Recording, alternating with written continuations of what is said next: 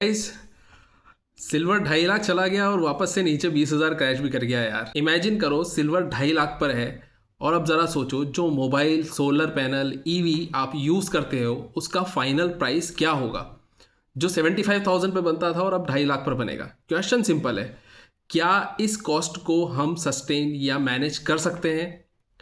Question simple है, क्या इतना महंगा सिल्वर इंडस्ट्री के लिए सस्टेनेबल है? क्या वो कॉस्ट हम एज अ एंड यूज़र पे करने के लिए आज रेडी हैं? कोर लॉजिक नहीं। कमोडिटीज़ का एक बेसिक रूल होता है यार, ये फिक्स्ड इनकम या स्टॉक्स के जैसे नहीं होता। नो कैश फ्लो, सिर्फ डिमांड एंड सप्लाई का गेम। जैसे जैसे प्राइस ऊपर जाता है डिमांड कम होती है, सप्लाई बढ़ने लगता है और यहीं पर लोग गलती कर देते हैं। इसके मैं कुछ पॉइंट्स देता हूँ आपको। Point number 1, mining supply. 75,000 पर जो माइनर्स बोल रहे थे कि भाई सिल्वर बहुत कॉस्ट एफिशिएंट नहीं है, 2.5 लाख पर क्या करेंगे, माइंस चालू कर देंगे। यहां पर थोड़ी सी पिक्चर बदल जाती है। जैसे कि सैमसंग के बारे में मैंने आपको पिछले वीडियो में बताया था, नहीं देखा हो तो जाकर के देख लो। लो ग्रेड ओर्स भी प्रॉफिटेबल हो जाते हैं, सप्लाई आ जाती है। पॉइंट नंबर 2, ई वेस्ट रिकवरी। पुराने फोन्स, पैनल्स, इलेक्ट्रॉनिक्स 75,000 पे तो इग्नोर होते थे, उनको निकालना इतना कॉस्ट एफिशिएंट नहीं होता था वहाँ से चांदी को।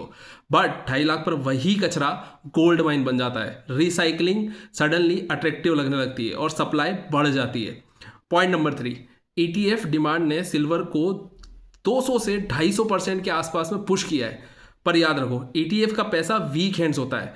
आज हमने पैसा लगाया है, कल अगर हल्का सा भी नेगेटिव दिखाना तो इन्वेस्टर्स ETF से पैसा निकालना चालू कर देंगे और वहीं पर जो डिमांड ETF से क्रिएट हो रही थी वो सप्लाई में कन्वर्ट हो जाएगी। और ये मैं ऐसे ही हवा में बात नहीं कर रहा, हिस्ट्री अगर उठा करके देखो कि लिथियम याद है 2020 और 23 के बीच में लिथियम आयन बैटरीज की एक बहुत बड़ी स्टोरी हाइप बनी थी।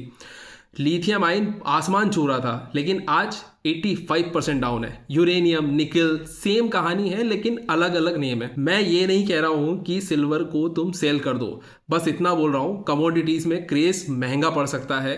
असेट एलोकेशन को फॉलो करो, हिस्ट्री को इग्नोर मत करो और स्मार्ट इन्वेस्टर्स की तरह इमोशंस से नहीं, लॉजिक से काम लो।